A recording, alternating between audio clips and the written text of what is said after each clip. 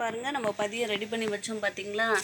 இது வந்து இன்சுலின் செடி நான் பதியமாக வச்சேன். அதுவும் வந்து நல்லா வந்து தளிர்கள் விட்டு வளர்ந்துருச்சு பாருங்கள்.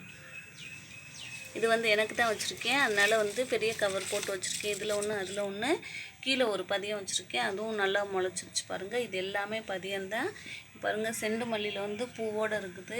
மல்லிகைப்பூ பதியம், முல்லைப்பூ பதியம், கனகாமரம், அப்புறம் ஸ்பைடர் பிளான்ட்டு, கருவேப்பிலை, ரோஸ் செடி, அடுத்து வந்து பிரியாணி இலை இருக்குல்ல அது, அப்புறம் தக்காளி செடி கூட ஒருத்தவங்க கேட்டாங்க, போட்டு வச்சுருக்கேன், வருவாங்க.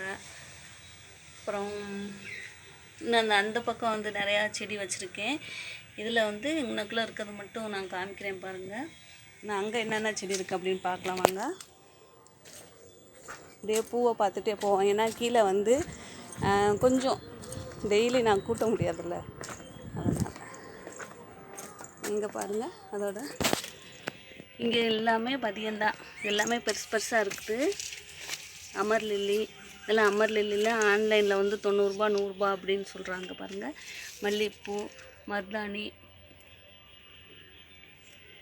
இது வந்து மரக்கன்று கூட இருக்குது பாருங்கள். இது வந்து எல்லாம் ஹெர்ப்ஸு, மூலிகை செடிகள்.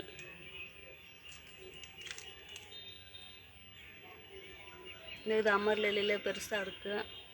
அப்புறம் நித்திய மல்லி, மரக்கன்றுகள் இருக்குது. எல்லாமே நம்ம வந்து மாடி தோட்டத்தில் பதியம் நிறையா இருக்குது. வேணுங்கிறவங்க வந்து நம்ம நம்பருக்கு காண்டாக்ட் பண்ணுங்கள். லோக்கலில் இருக்கவங்களுமே என்கிட்ட நான் வீடியோ போட்டோன்னு கேட்பாங்க. அதுக்காக தான் நான் காமிச்சிட்ருக்கேன் பாருங்கள்.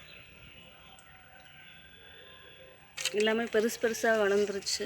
இதெல்லாம் காற்றுக்கு வந்து நல்லா இதெல்லாம் பூ பூக்கிற ஸ்டேஜில் இருக்குது. அமர் லில்லியெல்லாம் ரொம்ப நாள் ஆச்சுன்னா பூக்களை கூட வந்துடும்.